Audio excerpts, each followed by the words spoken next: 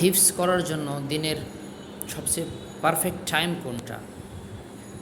তো চলেন আজকের ভিডিওটা আমরা চালু নিয়ে একটু আলোচনা করব। হিফজে তিনটা পড়া থাকে, একটা হলো নতুন পড়া, সেকেন্ড হলো গতকালকে যেটা পড়েছি ওটা রিভিশন, থার্ড হলো পিছনের পড়া। তো তিনটার জন্য তিনটা আদর্শ সময় আছে।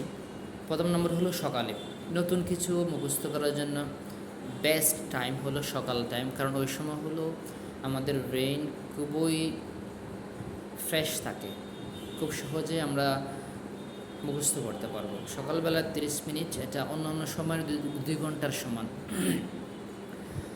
সেকেন্ড হলো জোহরের পরে যে সময়টা যদি আমাদের ফ্রি সময় থাকে, আমরা পুরাতন যে পড়াগুলো পড়েছি ওটা রিপিট করতে পারি, কারণ ওই সময় একটু সুরে জেমিয়ে পড়াই, আমরা টায়ার্ড হয়ে পড়ি।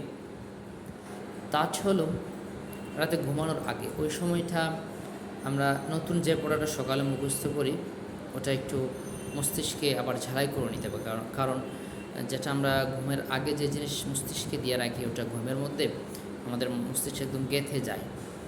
তো সাধারণত যদি আমি বলি, সকালে টাইমটা হলো মেমোরাইজেশন করার জন্য, মুখস্থ করার জন্য একটা বেস্ট টাইম।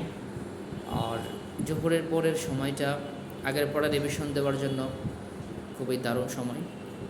একদম ঘুমানোর আগে যে সময়টা, ওই সময়টা হলো সকালে যে পড়াটা পড়ি ওটা একটু রিপিট করা। দেখেন, আমরা কিন্তু সকালে উঠে এক্সারসাইজ করতে পারি।